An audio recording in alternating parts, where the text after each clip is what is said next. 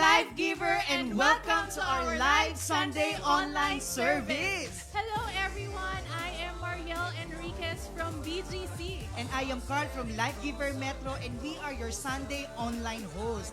Good day and thank you for joining us for another Sunday to celebrate the goodness of the Lord. You know what, Carl? Just like that, tapos na ang month of February. Yes. And do you agree that it has been a very full month for everyone?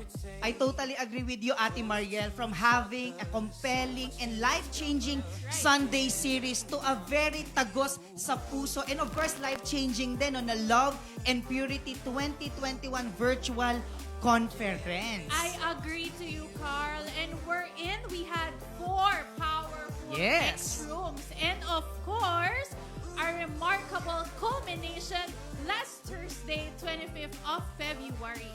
Grabe, I believe no na lahat tayo ay talagang may hangover pa, Ate Mariel. That's right. May hangover pa tayo sa lahat na nangyari at lahat ng learnings sa ating Love and Purity Conference. And I just want to share this, no, yung natutunan ko come on. sa ating conference na sa isang relationship, hindi lang patungkol sa iyo or sa magiging partner, but of course, si God din. The 1, the 2, and the 3 ang gumagalaw at ang talagang nag-orchestrate ng relationship ninyo. That's right. And I know lahat tayo, Life Giver Church, marami tayong learnings. Kaya naman, comment down sa ating comment section ang inyong mga learnings or mga takeaways sa ating Love and Purity Conference. And later, babasahin natin yan at talagang isi-share natin lahat ng inyong mga natutunan online. That's right. Sige, comment down below your LPF highlights. Kaya naman habang inaantay namin yan, I would also like to add doon sa highlight mo, Carl, no? Indeed, si God talaga ang author ng magandang love story. It won't be perfect, but if God is the center of our relationship, talaga namang ma-overcome natin lahat ng mga bagay-bagay. Tama ba, Carl? That's Okay. right. Kaya naman po, Life Giver Church, comment nyo naman para ma-share natin at mabasa namin ang inyong mga Yes. learnings at mga takeaways sa ating LPF. So Ayan. habang for sure nagtatype sila ngayon, Ate Oo Mariel, nga. pero mag-shoutout muna tayo sa mga nanonood sa atin ngayon sa ating live Sunday online service. Ayan, sino-sino ba ngayon ang mga live? Ayan, so shoutout po ayan kay Maria Eleanor Pawig na nanonood sa atin, Ashley Sanchez, Yes, hello Cynthia po. Yap Galvez, ayan, Good si Kuya Sam morning. nanonood sa atin. Ayan, sino pang mga Si watching sa atin? Vanessa and Garcia, ayan, welcome po. At good morning po sa inyong lahat. Yan, sige, comment down below your LPF learnings para po mabasa po namin yan. Live na live. Yes, Okay. and hello sa ating 160,000 people na nanonood sa atin ngayon. Magandang umaga po. Ayan, maraming nag-share at maraming nagtatag ng ating Facebook Live ngayon umaga. Naku, mukhang mahaba ang kanilang Ayan. mga learnings, Yes. Ate Shout Mariel. out daw po sa Salvador family. Hello po, good morning po sa inyong lahat. Ayan, shout out din kay Kuya Roman Banaag na nanonood sa atin ngayon, kay Ate Juvelyn Becaldo, And kay of course, ayan, si Jason Kuambot, nanonood na, gising na gising. yes, at shout out po sa morning. lahat ng mga taga Live Giver Metro. Taga-live giver, Ayan. BGC, asa na kayo? Kayo Ayan. po ay gumising na at mag-comment. Ayan, naku, mukhang Ayan, shout out daw kay Kuya na shout out na to kanina. So good morning daw kay Tita Merl Villaruel. Good morning po sa inyo. Ayan. Ayan, And of mukhang course- grabe no, ang dami, siguro sa sobrang dami ng learnings nila. Ayan, talagang nahihirapan silang mag-type. So don't worry, comment down and talagang isi-share namin yan, mga life giver, at ang inyong Love and Purity learnings. Ayan, shout out po sa Assist You family. Sabi po ni Tita Nadia, good morning po sa inyo. Ayan, shout out daw and good morning kay Rosana Otani. At si Yes. Maria Concepcion, blessed morning po, church. Ayan, and sabi ni Shalom Malyari, good morning, love, love, love. Yun naman pala. Alright, the Monte family are also watching this morning. Good morning po. And please do not forget to comment down your LPF 2021 learning so we can read your comments. Ayan, BGC mag-ingay, sabi po ni Jason. Ayan, praising the Lord and watching from Batangas. Wow. Ayan, parang hello. ang daming mga Shout nasa out po Batangas. sa Melgaso family, Monte family. Ayan, wala pa tayong family, so shout out sa aming Future family. future. Ayan. Sige, mukhang busy sila mag-type, Ate Mariel. Oo nga eh. Pero at least naramdaman natin na nandyan pala sila. That's right. At And nagko-comment. we believe na marami silang natutunan sa Love and Purity Conference. Kaya naman, upon posting to your social media accounts, don't forget to use our hashtag LPF2021 takeaways and let's make purity viral. Yes, kaya naman Life Giver Church, we know that you are all excited today. Kaya naman please stay tuned as our Sunday worship will begin in a few minutes. But before anything else, we encourage you to tag your families and friends and share the link of this online service in your social media platform, your group chats, or host a watch party of this live stream. That's right. And to those who are joining us for the very first time, welcome to Life Giver Church. This is your home and this is your church. And we would like to connect with you and pray for you as well. So kung first time mo, please comment down NF. Again, if this is your first time, comment NF below so that we can get in touch with you. And after the service, okay, meron kaming inihandang Zoom room to connect with you. So details of the Zoom are flashed on your screen, or please visit www.lifegiverchurch.ph, then click connect with us. And also, we have small token just for you. Kaya naman, later, kita-kit sa ating mga new friends. That's right. See you there sa ating mga Connect room, and also isa pang bagay, Life Giver family, na dapat present tayo at hindi natin nakakalimutan. And is of course our Sunday online service. That's every Sunday, 10 a.m. in our official Facebook page, and premieres 7:30 p.m. in our YouTube channel. And of course, after the service, if you need prayers, counseling, and encouragement, meron din po kaming inihandang prayer room via Zoom. So ang details po ay naka-flash sa inyong screen, and our pastors and leaders are much willing to pray for you. Yeah, see you there, guys. And you know what? For the past few Sundays, we have been endlessly talking about bride and the bridegroom. We have realized we are all the bride of Jesus Christ, men and women alike. That's right. Kaya naman sa huling linggo ng ating series, Ate Mariel, I know na excited sila na marinig ang salita ng Diyos ngayon. But before that, we greatly encourage everyone, okay, every Life Giver family, not to forget to post your learnings sa ating Sunday service. Okay, mag-post kayo sa inyong mga social media, and please use hashtag LifeGiverTakeaway so we can be a blessing not only to our family but our friends in social media. Yes, in addition to that, we would like to invite everyone to our weekly online life groups. Here, we celebrate life, we study the Word of God, we worship together, because as this pandemic continues, let's be connected, or stay connected and be connected. To join, visit lifegiverchurch.ph and click Be a Family. Yes, exciting naman pala ito, Ate oo nga. Mariel, ang ating linggo. Pero alam mo ba, meron pang isang exciting. Yes, ano yan, Okay, Carl? alam ko ito ang inaabangan ng lahat. Okay, last Thursday, February 19 at 20, nagkaroon tayo ng life retreat preparation. Yes, Dahil that's this right. coming March 4, 5, and 6, Wow. ang kauna-unahang online life retreat natin this 2021. Kaya naman, to all our delegates, see you there, and we are very excited for you. Naniniwala ko, after your life retreat, your life will never be the same again.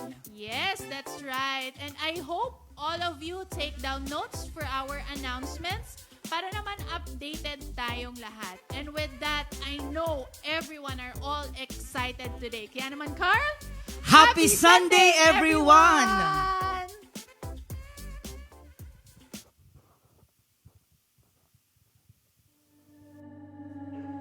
He is here. He's right here. In this room, in your heart. He is near, nearer than breath, heartbeat, nearer than you are to you, closer than second chance or next opportunity, closer than tonight or yesterday. He is real, more real than touch, see, hear, smell, or taste. More real than reality. He is our reality, more real than joy, pain, sorrow, or the love of being in love. He is present like space, wind, time, silent night. He is waiting like creation, like words on the tip of tongue, like songs that have yet to be sung. He is beauty in oranges, blues, every hue, every shade, sunset and sunrise, whisper his name. He is holy, cannot be touched, explained, like sweet seconds of prayer, like grandmother on knees, wood floor bare. He is old hymns, the extending of limbs, stretch across trees, stripes to heal disease. He is son, distinctly three, distinctly one, the only wise, the only resurrector of lives. He is king, and no earthly throne can house him. No amount of elegant words can espouse him. He is moment and voice, power of choice in word and deed, in fruit and seed, nailed hands, nailed feet, innocent wounds that bleed. He is believe, he is all, he is call and purpose. Everything we can sacrifice, he's worth it and more, much more. Our good deeds are mere pennies, will never even score. He is behold and wow, he is who, what, when, why, how. He's the one who puts on the show. He's the one that we come to see. He is soul's cry and sinners bleed. He is the epitome that no one can light a candle to or come into the million-foot pole of. He is above. He's a father's love, maker of waves, of earth and wind, ancient of days, has no fear.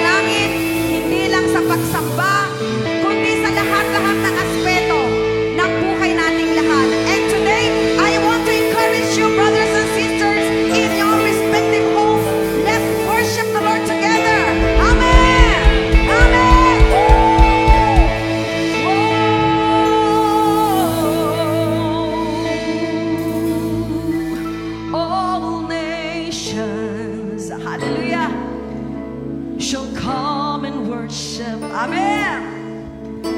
Shall come and worship you, Lord. Ooh, all nations shall come and worship. Shall come and worship. Shall come and worship you. For you are great. For you are great. And mighty, Lord.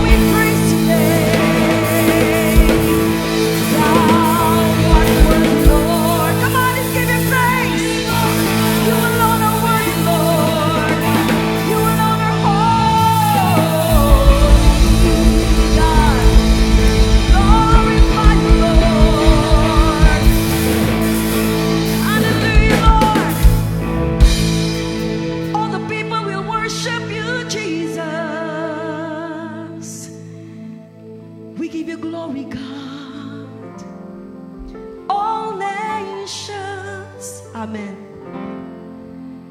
All nations shall worship you.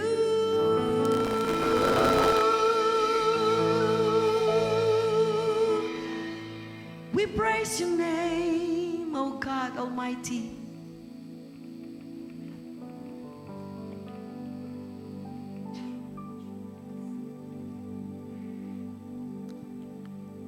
You are worthy, Lord.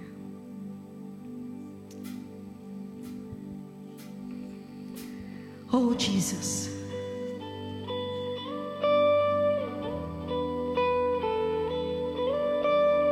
Jesus is the Lamb that was slain for our righteousness. He was slain for our forgiveness. He was slain for our health, for our finances, for our peace. And this morning, let's offer to Him our worship. God, worthy is the Lamb that was slain to receive glory and honor and praise. Worthy is the Lamb that was slain, amen, God, to receive glory and honor and praise. And unto the Lamb who sits upon the throne, amen, to Him be the glory and honor and power forever and ever. And unto the Lamb who sits upon the throne, to Him be the glory and honor and power forever and ever. Amen. Woo! God, worthy is the Lamb. Sing with me, sisters and brothers. That was slain, hallelujah, to receive glory and honor and praise. Worthy is the Lamb that was slain to receive glory and honor and praise. And unto the Lamb who sits upon the throne, to Him be the glory and honor and power forever and ever. And unto the Lamb who sits upon the throne, to Him be the glory and honor and forever and ever. Amen.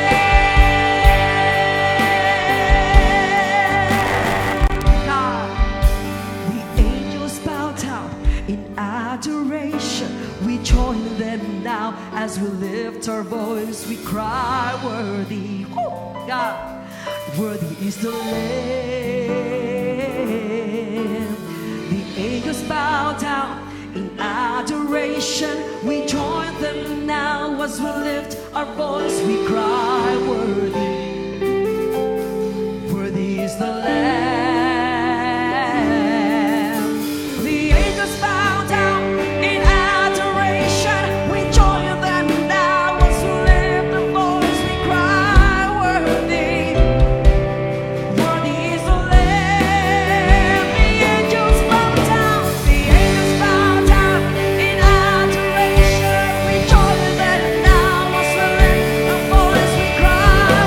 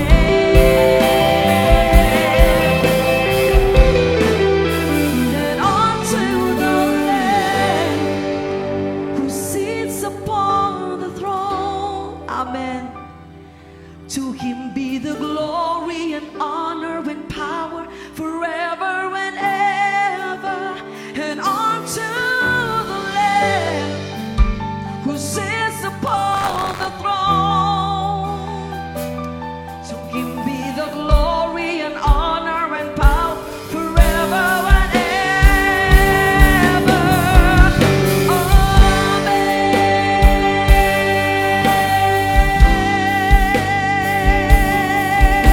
Amen. Behold the Lamb of God. Come on. Behold the Lamb. Hallelujah. Behold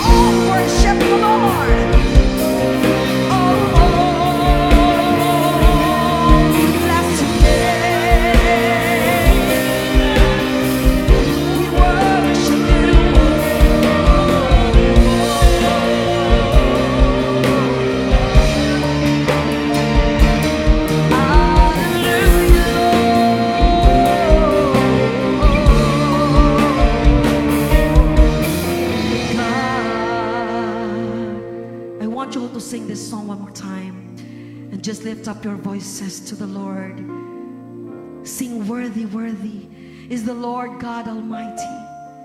Behold the Lamb of God, who is Jesus, who was slain on the cross for my sins,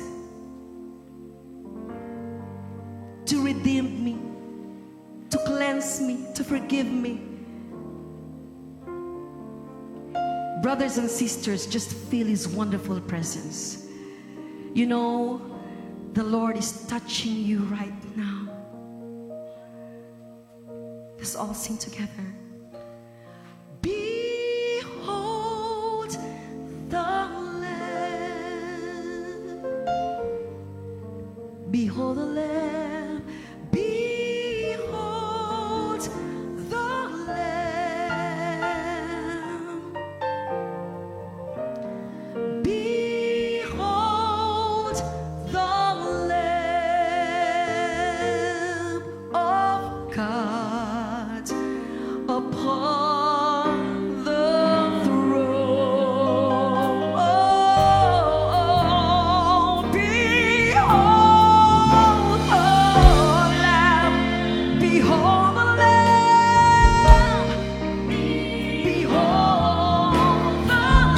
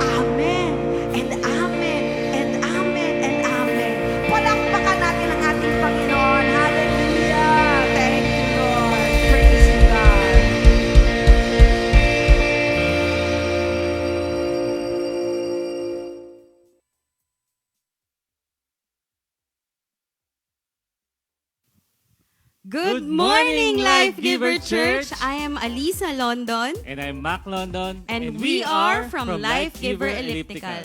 Naalala ko nung wala pa si God sa buhay namin ni Mac, para makaalis o makakain kami ni Mac, humihiram pa kami ng pera sa mga kapatid ko.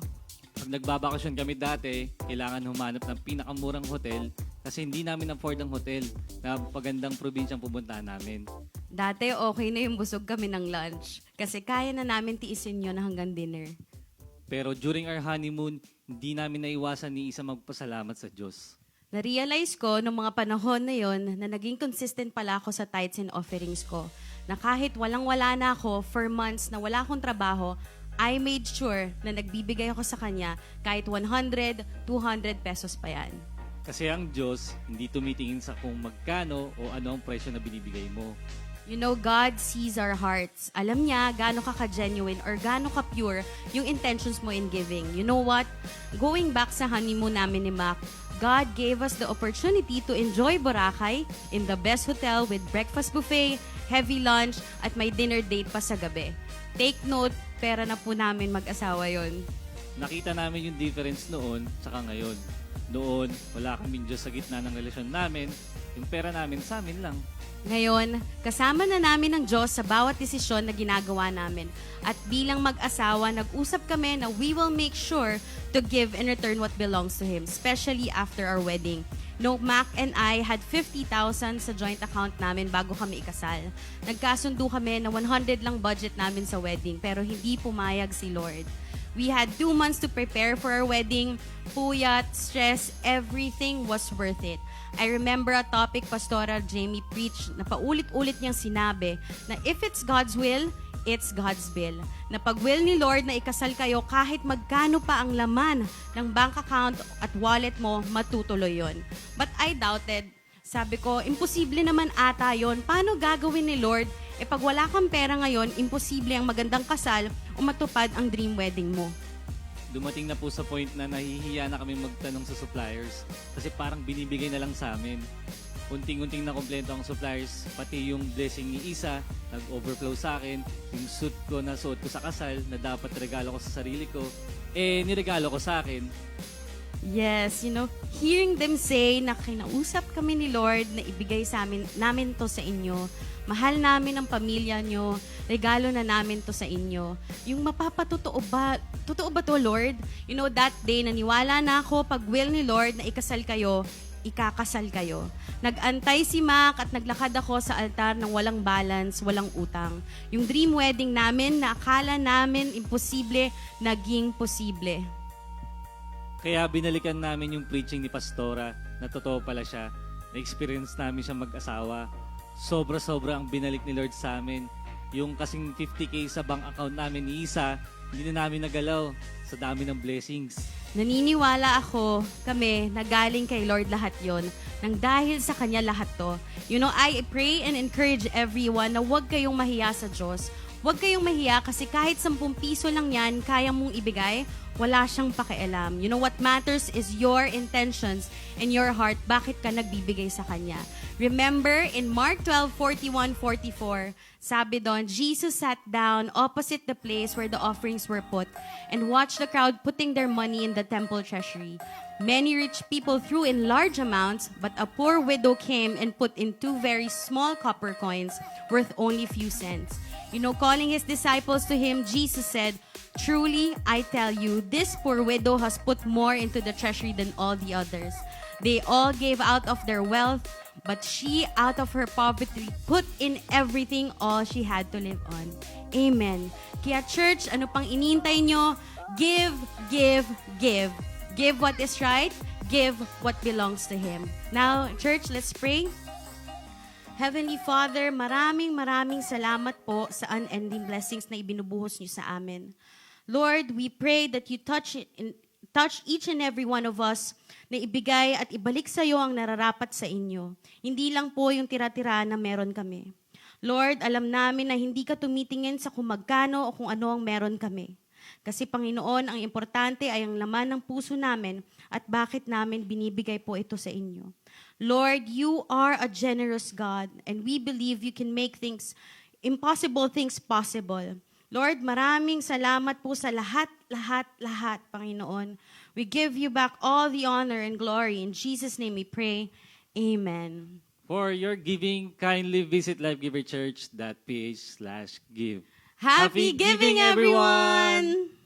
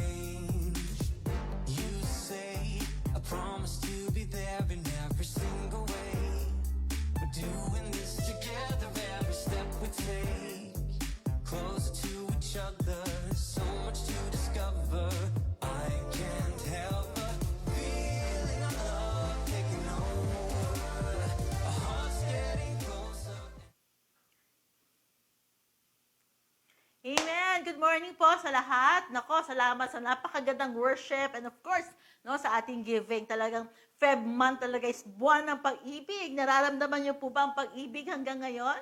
Katatapos na lang ng ating LPF, no? Talagang it's really about sex and purity. And this time po, no, sabi nga ay buwan daw ng pag-ibig. So, maraming kasalang nangyayari, di ba? Si Bishop, ako punong-puno ng schedule niya ng mga kinakasal niya. Speaking of wedding, no, tingnan natin, no, meron ako mga papakita mga pictures sa inyo.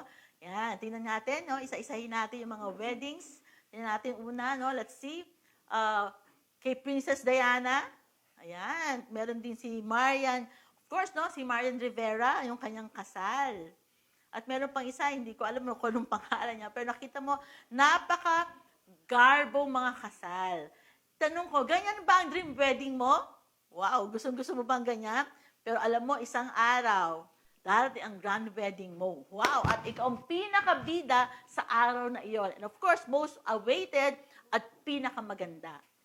Re-remind ko lang po kayo, no? Tayo po ay betrothed na. At ang bridegroom ay babalik for a grand wedding. Wow.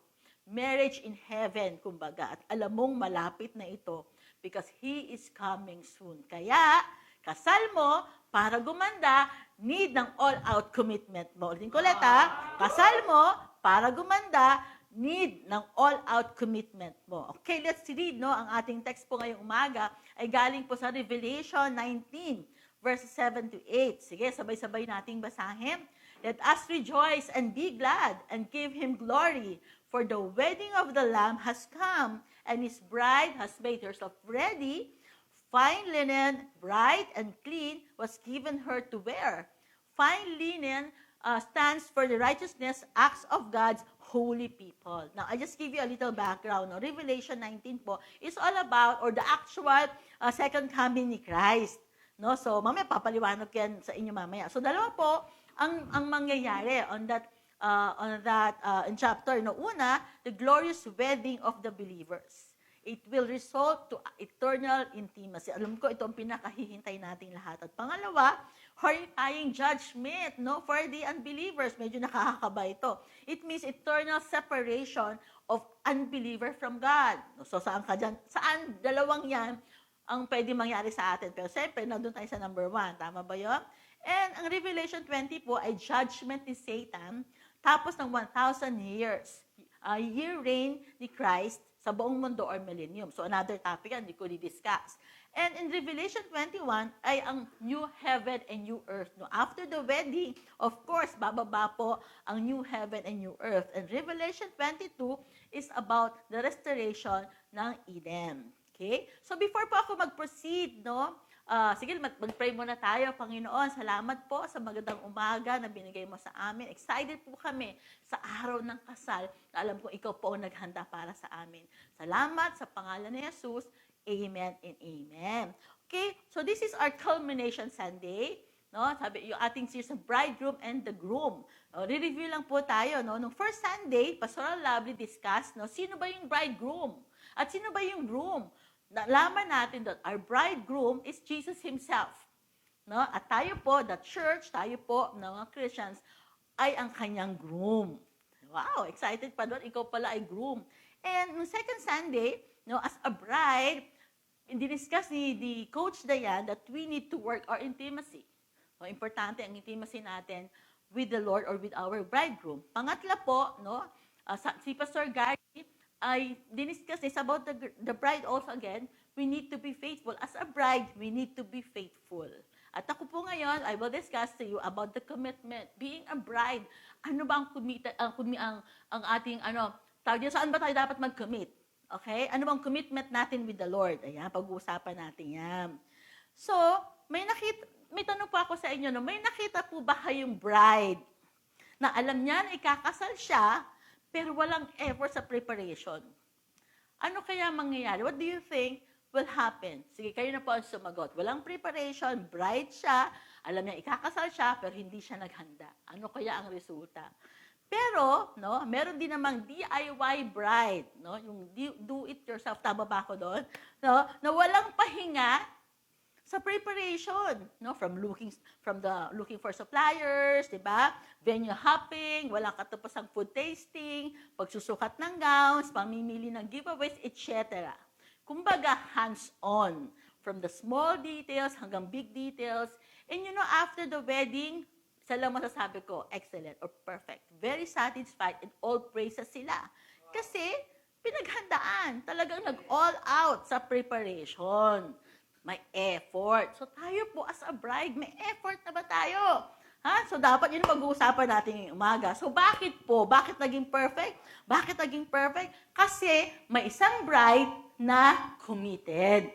No? Kaya sa church po, for the culmination of our Bride and Bridegroom series, ito ang aim mo. Ulitin ko lang yung title ko, kasal mo para gumanda, need ng all-out commitment mo. Wow, hindi pwedeng deadma, ha? Hindi pwedeng wala kang pakialam. Basta dahil yung kasal ko, hindi pwedeng ganun. So, ulitin ko ulit, ano ang kailangan? Commitment mo. Nako, paulit-ulit ako. Sana naman matandaan yung big word natin this morning, which is commitment. Ayan. So, sa series for this month, sana po, I pray, nag-sink deep, no, sa isip mo, sa mind mo, na ikaw ay isang betrothed bride. No? Kailangan talaga. Kasi minsan, as a Christian, sa ngayon, di ba, parang paisi-isi lang tayo. Hindi mo alam isang araw, babalikan ka. First, both men and women, we are the bride of Christ.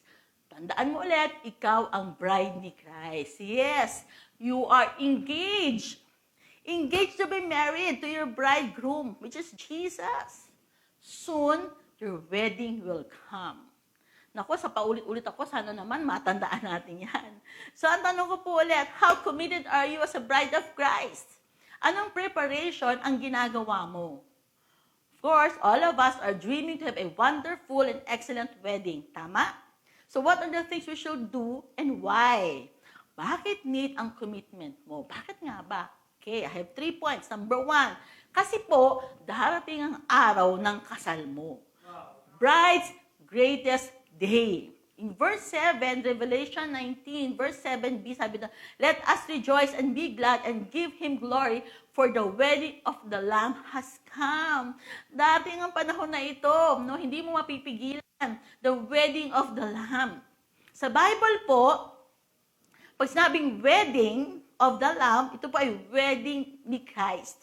At ito po ang mag-culminate ng lahat ng bagay. Dito po, dito po mag-i-end ang lahat ng bagay. Sa wedding po ni Jesus, halos sabay na bubuhay ng mga patay. No resurrections.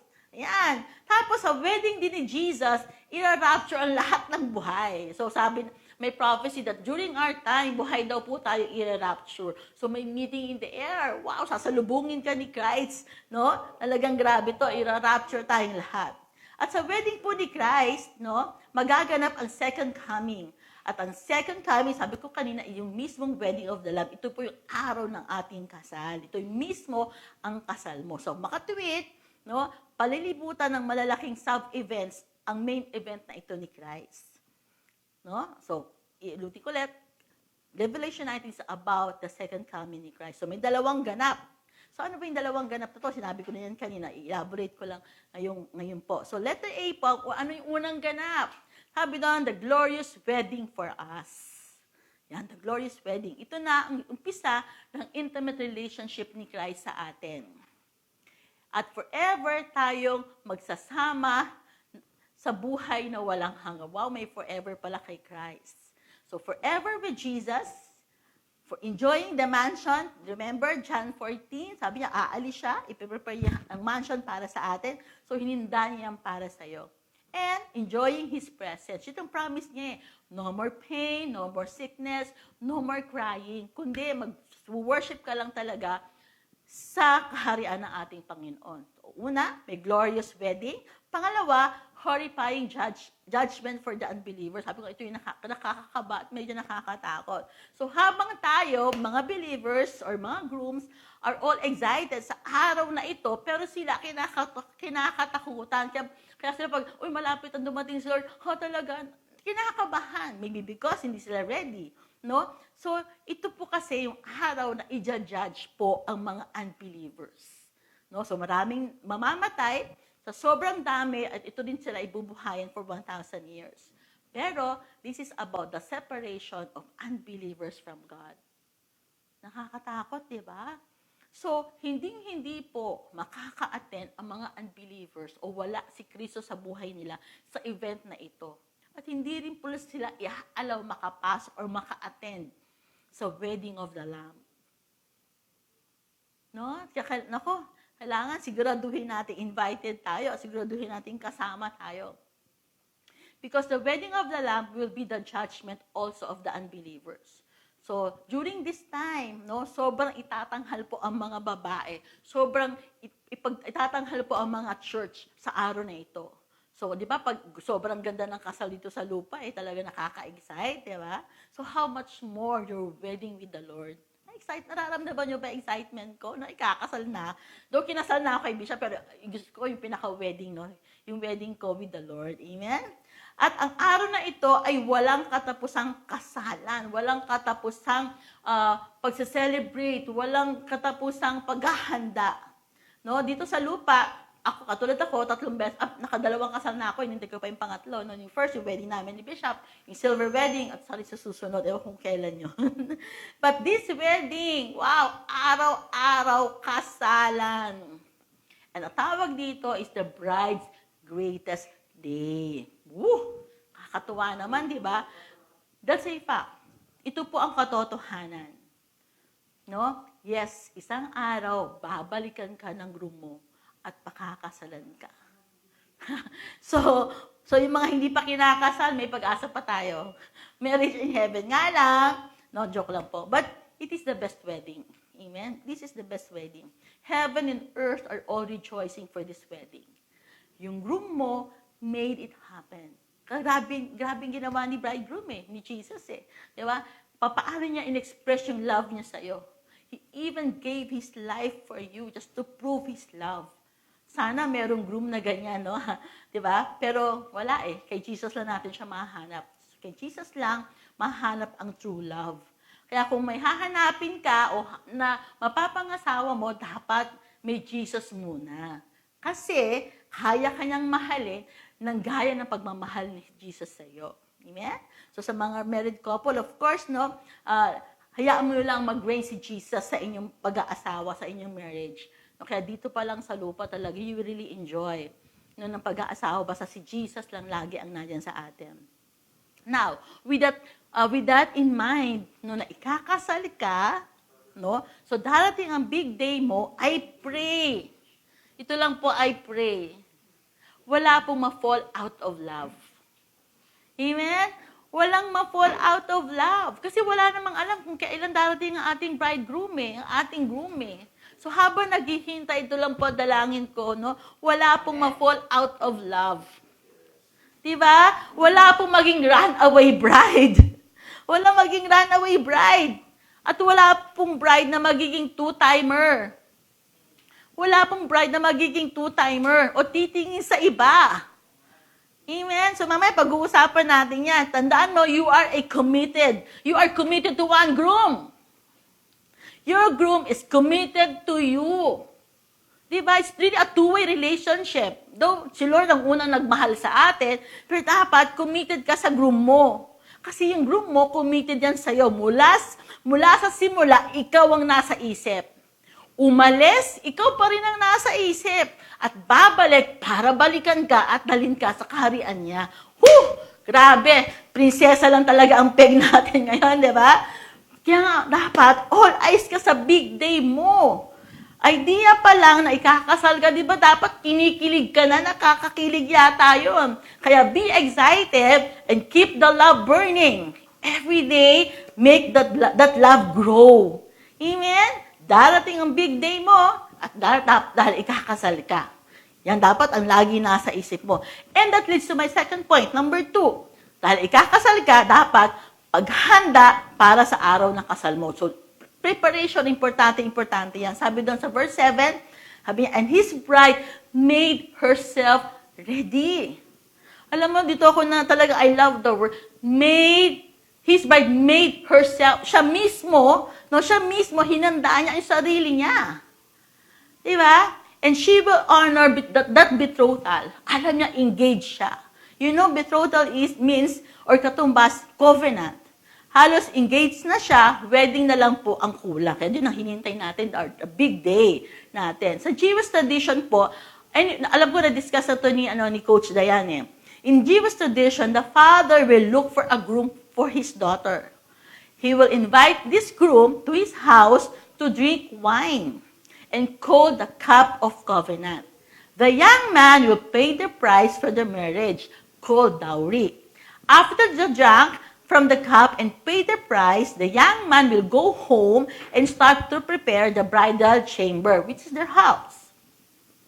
At siya mismo, ikaw mismo yung bride, dapat naghahanda, or pag alis niya, ikaw may iwan ka, pero dapat, kasi nga, iiwan ka kasi maghahanda ka para sa kasal niya, or maghahanda para balikan ka niya anytime.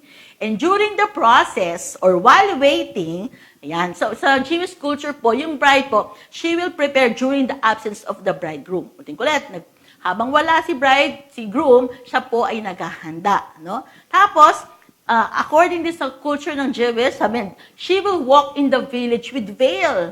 Meron siyang takip sa mukha. And not to expose herself to someone. Parang sinasabi niya siguro, I belong to my bridegroom. Wala pwedeng tumingin. Parang naka-veil siya.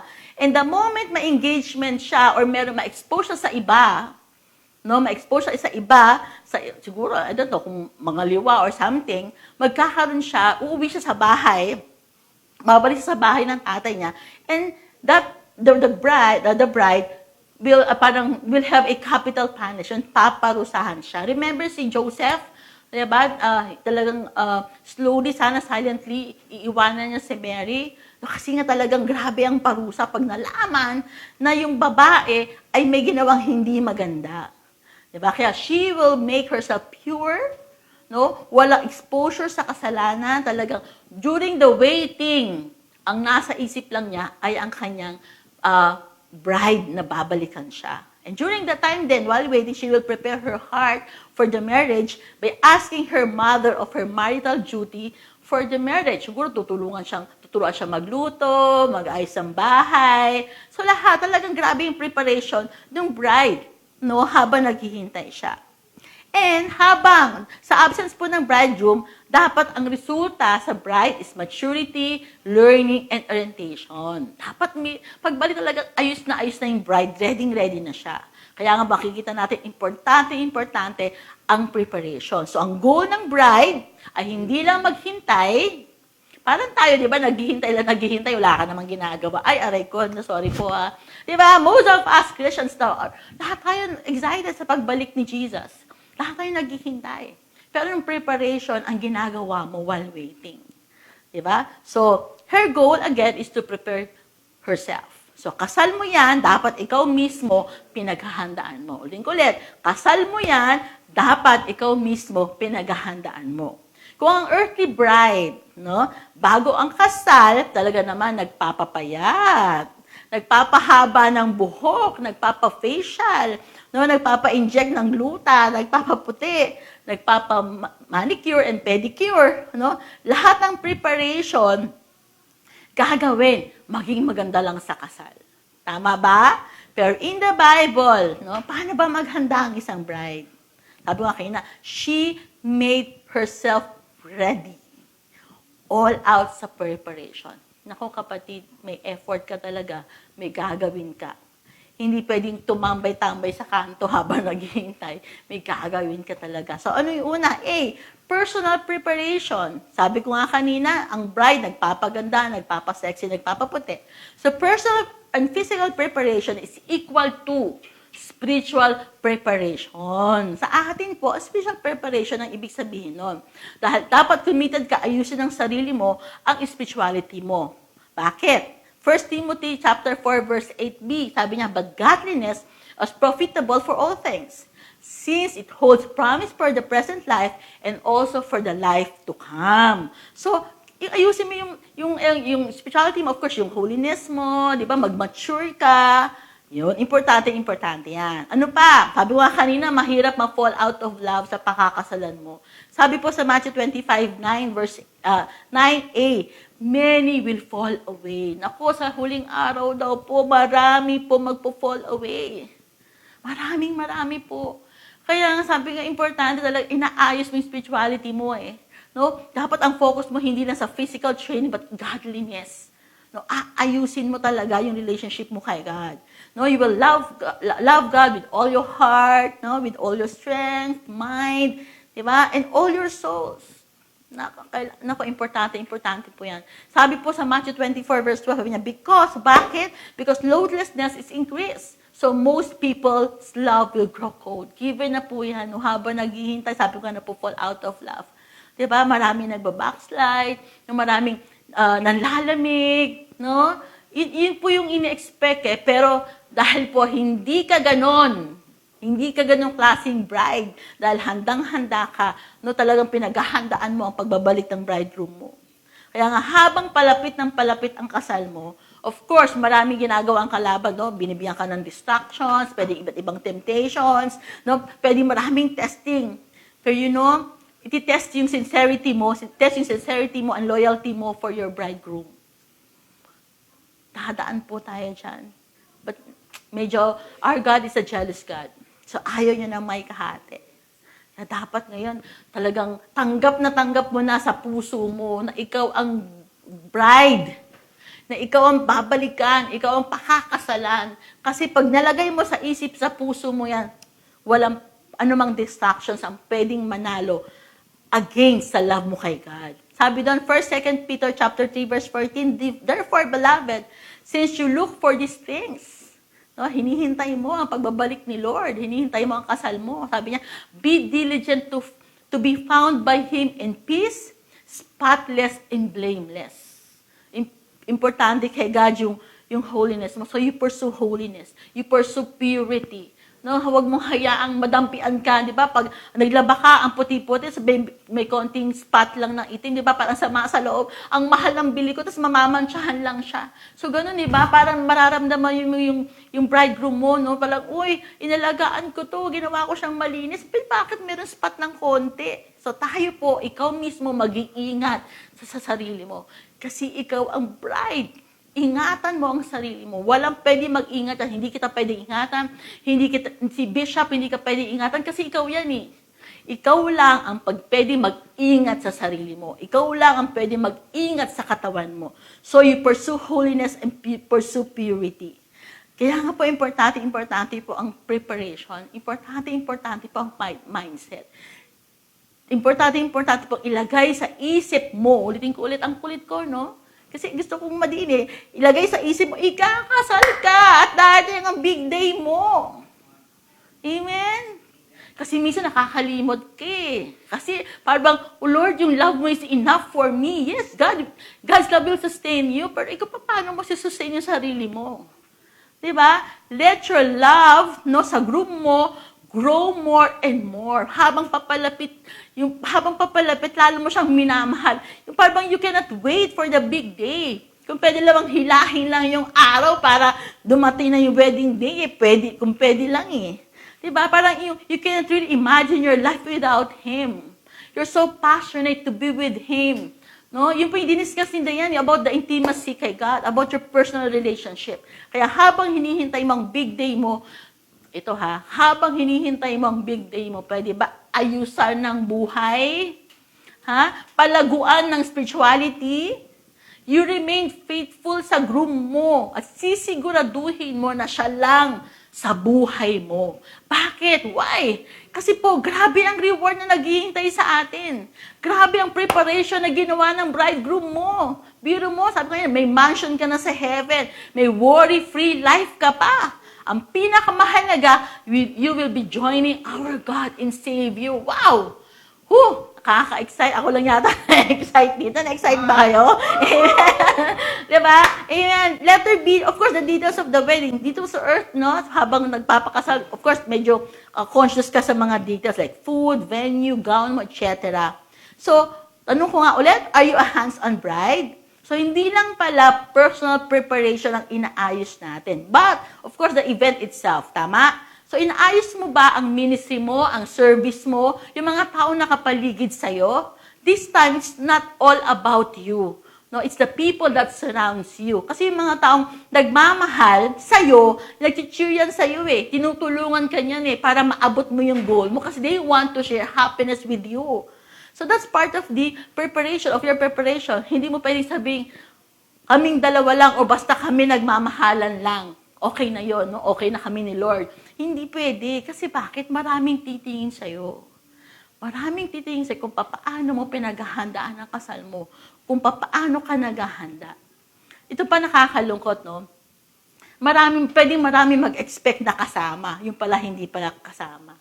Though mahal ka, pero hindi ka seryoso at pawardi-wardi lang. Parang ganito example, di ba? Merong engaged, tapos umalis yung lalaki para nag-abroad ba? Naghanda kasi gusto makaipon ng pera. Tapos yung babaeng iniwan, nainip, natukso. So tingin mo ba babalikan ka? Di ba? So dapat committed ka sa relasyon mo ng bridegroom mo. Kailangan ng commitment. No, habang hinahanda mo yung personal spirituality, dapat ayos din yung mga tao nakapaligid sa'yo. No? Ayos yung ministry mo, ayos yung mga mahal mo sa buhay, lahat talaga. Even the small details talaga, dapat ayos na ayos yan. So, you need your commitment kasi ikakasal ka at dapat mong paghandaan ito. At dahil handa ka, ito yung 3 points ko. Definitely, ikaw ang pinakamagandang bride ever. Wow, gusto mo yon? Bride ever. Pinakamagandang bride ka. Sabi dun sa verse 8, it was given to her, clothed herself in fine linen, bright and clean, for the fine linen is the righteousness acts of the saints. So ito yung catch dito. Kung kanina, he made herself ready. Ito naman, dahil ready siya, it was given to her to clothe herself. Yung bridegroom mo mismo ang magbibigay ng wedding dress or gown mo. Wow, bakit kaya? Kasi the wedding that he will be participating to involve dressing up. Pakita nga natin yung picture, no? Ito yung example ng Jewish bride, kung gaano kaganda yung gown niya. Ayan, di ba? Balot na balot naman yata ang mukha nito, ayaw magpakita. Pero kita mo naman, no? Di ba dito pa nagpagawa ka ng, natatandaan ko yung si Kenneth, sino ba si Faith yata, kada dagdag ng embroidered, kada dagdag ng mga kumikinang-kinang, dagdag ang presyo. Hanggang pababa yun. Kaya dagdagan sa braso, dagdag presyo, sa dibdib, pati dun sa pinakalaylayan, nako, ang mahal. Kasi nga, iba eh. Pagdating sa kasal, ang inaabangan yung gown. Tama ba? Yung gown ng bride. Diba? Kasi bakit? Kasi yung all eyes ang lahat sa middle aisle. Diba? Sa dulo, may pinto nakasara o kaya basta natas bilang bubukas ang kurtina. Tapos lalabas ang bride. Di ba? Tapos yung bride naman, no, very excited, talagang taas noon, no? Naglalakad siya kasi alam niya, nakasuot siya ng mahabang gown, na napakagandang gown, I can say mahal. Di ba? Kaya sisiguraduhin ng bridegroom mo na maganda din ang suot mo dating doon. Bakit? The bride is literally adorned like a queen. No? Natatandaan ko na noong unang kasal namin ni Bishop. Kasi walang pera. Talagang, ay nako, kung ano lang ang masuot, pwede na. Kaya sinabi ko sa kanya ng 25th wedding natin, hindi pwedeng hindi ganun. Talagang, hindi pwedeng hindi ako maganda na. So talagang, bumili ako ng gown ko, binawian ko yung pangalawang wedding ko. Pag pangatlong wedding ko, ayun ang abangan nyo. Ayan, sabi sa Psalms 45, 13-15, sabi niya, "Oh, glorious is the princess with her chamber. Her gown is interwoven with gold pa. In embroidered garments, she is led to the king. Her virgin companions follow her. Those brought to be with her, led in with joy and gladness, they enter the palace of the king." So during their wedding day, dapat mukha kang reyna. Kung hindi man reyna, at least prinsesa.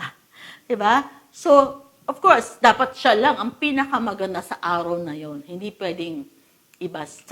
Siya lang ang number one. Tapos, sabi kanina, ang gown niya ay balot ng gold. Ang gown niya, embroidered garments. At another picture po, pakikita ko, ito yung parang actual wedding yata ito. Not ata. Ito yung actual wedding natin na gagawin sa langit. Ayan, kita mo? Talaga naman, no? Ang ganda. Nakaka-excite. Hindi naman nakaabang doon si Jesus. Tapos ikaw naglalakad ka. Di ba? Makita mo, marami ako nakikitang kasal na habang naglalakad si bride, no? Yung mga groom umiiyak, excited. So, siguro si Jesus, no? Sabi na ko, ito yung pinakamamahal kong bride. Dumadating na. Siguro si Jesus umiiyak din nung makita ka. Wala, ba't ako naiiyak? Diba talagang, Lord, excited ka na. Ba't ako naiiyak? Hindi siguro, ewan. So, diba? So, dapat, ba? The bridegroom was dressed in finery and jewelry, both the bride and the groom. Talagang napakaayos ng damit. Kaya sabi niya, ito daw yung nga ba? Kaya grabe yung grande. So dapat lahat tayo excited with this. Na excited ka. Ewan ko baka natutuwa lang ako at umiyak. Dahil kasi naghanda ka, nung iningatan mo yung pag-ibig ng groom mo, nung naging faithful ka, naging committed ka, tapos binigay mo yung all out 100% mo sa kanya. Kaya definitely itong wedding mo, no, higit pa sa century or wedding of the year o pinakamagandang wedding. Kaya tayo looking forward sa wedding na ito. Diba? Talagang looking forward ka sa wedding na ito. Kaya kapatid, siguro na-overwhelmed lang ako, na-excite ako sa picture. Diba? Nakikita ko na na-excite ako sa picture na si Jesus nandun sa altar waiting for you. Diba? Tapos ikaw pa, werdi ka. Diba? Parang hindi ka excited, hindi mo alam na dating ang araw na ipakakasalan ka. Diba? Naku, dapat pagbutihan natin to. In Isaiah 61:10, sabi niya, I delight greatly in the Lord. My soul rejoices in my God, for He has clothed me with garment of salvation and arrayed me in robes of His righteousness. As a bridegroom adorned his head like a priest, and as a bride adorns herself with her jewel. Grabe, no? Biro mo, yung bridegroom mo, pinahal ka, niligtas ka, sabi doon, He has clothed me with garments of salvation. Tapos hindi lang salvation na binigay sa yung robe of righteousness. Yun yung greatest, no? Na pinakamagandang damit siguro na susutin mo. Di ba? Nilinis ka niya, inayos ka niya, ginawa ka niyang karapat-dapat para sa kanya. Kaya susuotan ka niya ng robe of righteousness. Tapos i-adorn ka na ng jewels. Kaya both of you, si Jesus and you, will look like a king and queen. Wow! At siguro ito yung mga hindi mo makakalimutan during the wedding. Paano ka sinuotan ng ating Panginoong Jesus? Okay? So una, sinuot ka ng kanya ng fine linen and bright and clean. Sabi doon, linen was a symbol of purity. In biblical times, it is recorded in the prophets and angelic being appeared wearing fine linen garments. Sobrang ganda. Sobrang ganda. Ano ba yan? Sobrang ganda ng babae. Talagang grabe, materialis puertes, so perfect. Di ba? Si Marian Rivera nga, 1 million daw ang damit. Tingin ko ikaw more than millions pa yung price ng damit mo. Kasi si Jesus ang naghanda at nagbigay sa'yo ng gown na susuotin mo. Definitely, sobrang ganda mo. Wow, long hair. So, sobrang ganda mo. So, finally, sobrang smooth, no? Perfect. Perfect talaga siya. Nagliliwanag. Sobrang malinis. So, sobrang perfect yung damit mo. Talagang pangkasal. Sabi nga kanina, robe of righteousness. Gown mo is a robe of righteousness. Imaginein mo yung self mo, naglalakad sa gitna, na yun ang suot mo. Grabe, di ba? Grabe talaga. Letter B, the righteousness acts of the holy people. No? So, it explains the verse 8 na yan. Yung fine linen daw stands for the righteousness acts of the holy God. So, yung fine linen symbolizes kung ano yung mga ginawa mong maayos. siguro kinikredit din o nila-record lahat ng pinagagawa natin dito sa lupa. The bride's clothing represent the good deeds of God's holy people. No, hindi yung religious na act, no, or deeds, no, ng mga believers, sabi niya. But rather, sabi niya, they reflected the work of Christ to save us in order to do the good works. Ephesians chapter 2 verse 10, for we are God's handiwork. Wow. Created in Christ Jesus to do good works, which God prepared in advance. No, may nakadesign talaga na gagawin mo eh. Si Lord mismo ang gumawa nito. And definitely, ikaw ay God's handiwork ka, masterpiece ka ni God. And you were created to do this. At yung linen na susuotin mo, ito daw yung mga acts of righteousness na ginawa natin. No? Kaya nakikita rin natin sa Revelation chapter 7. No, tinanong din niya, sabi, ano daw yung mga, tinanong ni John, ano daw yung mga, or sino daw yung mga taong nakasuot ng puti? Okay? So sabi sa Revelation chapter 7, 13 to 15, sabi niya, the one of the elders asked me, these in white robes, who are they? And where did they come from? I answered, sir, you know? And he said, these are they who have come out of the great tribulation. They have washed their robes and made them white in the blood of the Lamb. 15. Therefore, they are before the throne of God and serve Him day and night in His temple. He who sits on the throne will shelter them with His presence. So, sino ba to? Sino mga nakaputi? Ito daw yung mga nag-come out sa tribulation. Ito yung mga patiently endured. Ito yung mga nagtagumpay. Diba? Ito yung talagang naging matatag in spite of all. Na-persecute, no? Na-test, lahat na. Pero ito daw yung mga taong talagang lumabas talaga out of that great tribulation. Nagtagumpay talaga. And sino pa daw ito nakaputing ito? Sabi niya, na-mention doon, and serve Him day and night in His temple. No? Sino itong mga nakaputing to? Sino itong mga brides na ito? Ito yung naglilingkod sa Diyos. Serve Him day and night. Pwede bang sabihin mga hindi natutulog? Diba? Hanggang sa eternity, nagsiserve sila. Diba? Serve Him day and night eh. Kaya kung hindi ka sanay maglingkod dito sa lupa, paano padating sa langit? Diba? Ang ginagawa sa langit, puro worship. Eh dito pala, pag nag-worship, tinatamad ka. So, paano na yan? Diba? So, anong idadamit sa'yo ni Jesus? Eh, hindi ka naman nag-iipon. Siguro, no? Pwede yung mga kinakabit na gold dyan, ito yung mga pinagagawa mong mabuti, kaya ina-adorn ka. Diba? Meron sa Bible yung corona mo, bakit may bato? No, bakit may iba't ibang batong kinakabit? Kasi nga, yun yung mga ginagawa mong kabutihan, yung mga works, no, na itinalaga ni Lord para sa'yo. So, ikaw din, ang isa sa magtatrabaho para maging perfect ang gawin mo. Ikaw ang pinakamagandang bride ever. Diba? So, dito pala, magsiserve na tayo. Hanggang sa langit, magsiserve din tayo. So, sa big day mo, grabe. Sabi ko nga kanina, si groom mo mismo ang magbibigay ng susuotin mo. So, dahil pinaghandaan mo, inalagaan mo ang relationship mo, yung dalawa ni Jesus, and you keep yourself pure, diba? Sabi nga sa verse, fine linen is the righteous acts of the saints. And this is my challenge. I will end to this one. So, this is my challenge. So, Revelation 19, verse 9. Ayan, sabi na, ang tanong, sabi niya, mamaya rin tanong, ito mo na yung verse. And the angel said to me, write this, blessed are those who are invited into the marriage supper of the Lamb. And he said to me, these are the true words of God. Ang tanong ko, are you on the list? Nakasulat ba ang pangalan mo sa Book of Life? Babalikan ka kasi nakasulat ka. Kasi invited ka. Hindi lang pala guests, ang mga grooms din o mga brides din ay invited. Uting kulit, blessed are those who are invited to the marriage supper of the Lamb. At ito po ay totoo. Sabi niya, these are the true words of God. Ngayon pa lang, siguraduhin mo, nasa invitation list ka.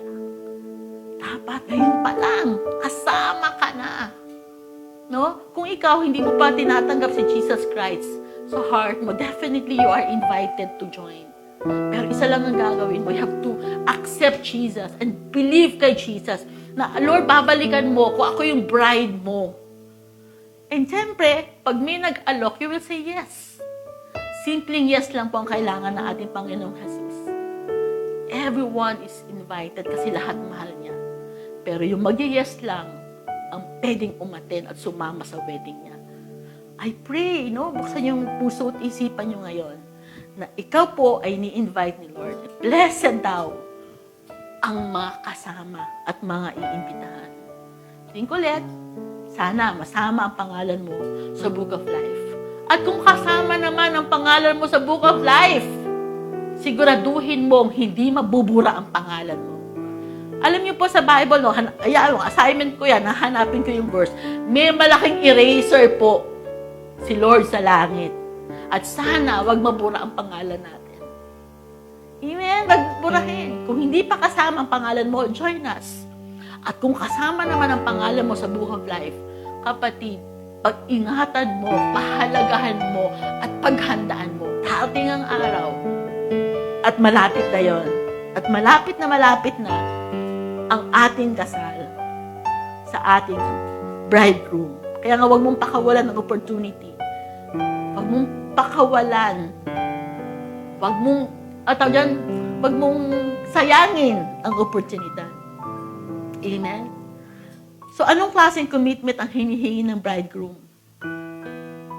Last week na po natin ito. Linggo ulit, sana tumatak sa isip mo. Ididiin ko sa isip mo, ikaw ang bride na babalikan. So, anong klaseng bride ang kailangan? Bride that is intimate with Him. The bride that is so faithful to Him. A bride that is so committed to Him. Hindi natin alam kung kailan siya babalik. Pero 3 bagay pinag-usapan natin ngayon na talagang siguradong mangyayari. Una, darating ang araw ng kasal mo. Babalikan ka. Maghintay ka at maghanda ka. Pangalawa, pinaghahandaan po ang araw ng kasal. Pinaghahandaan ang araw ng kasal mo. At dahil pinaghandaan mo ito, malapit ang sumundo si Lord. Pangatlo, tiyak ikaw ang pinakamagandang bride ever. Importante po na dapat nakasink deep sa ating isip at puso yan ngayong gabi. Huwag mong hayaan na masayang 1 buwan ng ating series na hindi mo mailagay sa isip at puso mo, babalikan ka ni Jesus. At pag binalikan ka, anong klaseng bride kakaya? Amen? So let's pray. Let's pray. Thank you, Jesus. Hallelujah. Lord God, salamat po sa walang sawang pag-uulit, walang sawang pag-remind sa amin. Babalikan mo kami.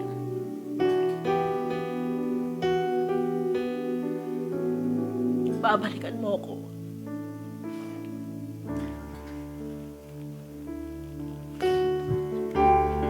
Lord, lagay mo sa isip at puso ng aking mga kapatiran, ng aking mahal sa buhay, na babalik ka.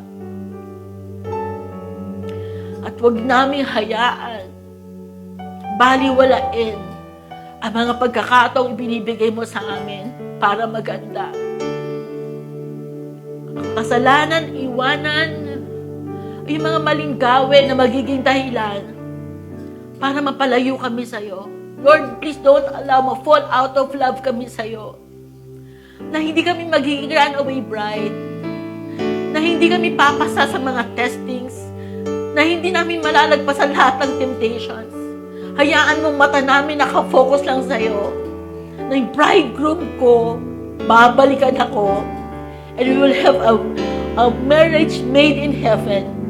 Na si Jesus nakaabang sa altar. Na hinihintay niya ako parating doon. O papunta sa harapan niya. Lord, please. Maraming kaganapan sa mundong ito. Pero these things, Lord, will never magiging cause na mag-out of focus kami sa'yo. Lord, ang pusong to, hayaan mo nakalaan lang sa'yo, na ikaw lang po ang mamahalin. Ang isip na to, ang matang ito, lahat, Lord, nakatuon lang sa'yo. Please, Lord, thank you. again for that privilege and opportunity to be your bride. At huwag mo hayaan masayang ang mga bagay na ito. Lord, salamat po. Salamat sa pag-ibig mo. Salamat, Lord, dahil ikaw ang unang nagmahal sa amin. Salamat, hindi mo kami pinabayaan. Iningatan mo kami. At alam ko hanggang sa huli, nandyan ka pa rin po sa amin. Maraming salamat po. In Jesus' name we pray. Amen and amen. Sa mga kabi ko nga kanina, no, yung mga wala pa, na tingin mo, hindi maayos ang relationship mo kay God. Sa mga bagong kaibigan namin na nandito lang, na nandito na first time na nag-join sa amin, if you think, hindi ka ready bilang maging bride ni Jesus. Tingin mo parang kulang pa yung relationship mo kay God. Nang in-invite kita, let's pray. Hayaan mo na talagang isuko mo yung buhay mo sa Panginoon. Tanggapin mo yung invitation ni God bilang bride niya. Sige, let's close our eyes. Panginoong Jesus, salamat po sa invitation mo. Sabi mo, blessed kami pag kami po ay na-invite mo. Lord, thank you for that invitation. Kasi sa oras na ito, binubuksan ko ang puso ko.